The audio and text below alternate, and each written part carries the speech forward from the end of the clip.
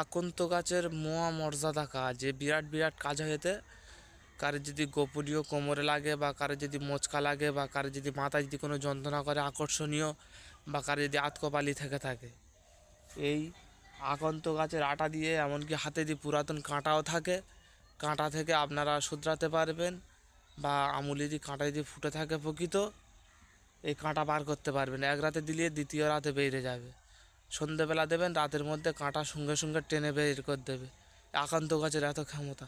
বিষাক্ত সাপ পোকামাকড় ইতি থেকে বশীকরণ পর্যন্ত হয়। কারোর যদি একান্তে যদি কোনো সমস্যার সম্মুখীন যদি হয়ে থাকো, কারো যদি পুরাতন হাড়ে লেগে থাকে বা কারো যদি মোচকা লেগে থাকে বা কারো যদি কোমরে যন্ত্রণা করে থাকে, এই আকন্ত গাছের ডালের রস বা এর শিকড়ে মোয়া পরিমাণে কাজ, আপনারা এগুলো করতে পারেন। প্রত্যেককে বলবো, তাই প্রত্যেককে বলছি, আমি যে কথাগুলো আপনাদেরকে বললাম আপনারা বিশ্বাসের সাথে কাজগুলো করে দেখবেন। এই আকন্ত গাছ মোয়া মর্যাদাহীন কাজ। যারা পুরাতন আয়ুর্বেদিক ঔষধগুলো করতো তখনকার যুগে, তারা এইসব ওষুধপালায় পরিপূর্ণভাবে বিশ্বাস করতো বা তারা কাজ করতো। এখনকার মানুষ ডাক্তারি ওষুধই বেশি বিশ্বাস করে, এই কারণে তারা তাড়াতাড়ি বুড়ো হয়ে যাচ্ছে এবং তাদের হার্টের গণ্ডগোল সঙ্গে সঙ্গে এসে যাচ্ছে।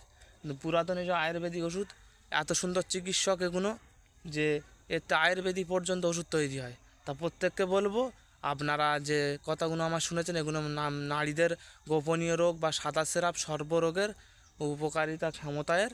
তা যাদের যাদের ভিডিও ভালো লাগবে প্রত্যেককে বলবো একটা করে লাইক করবেন। প্রত্যেককে বলা রইল একটা করে লাইক করবেন।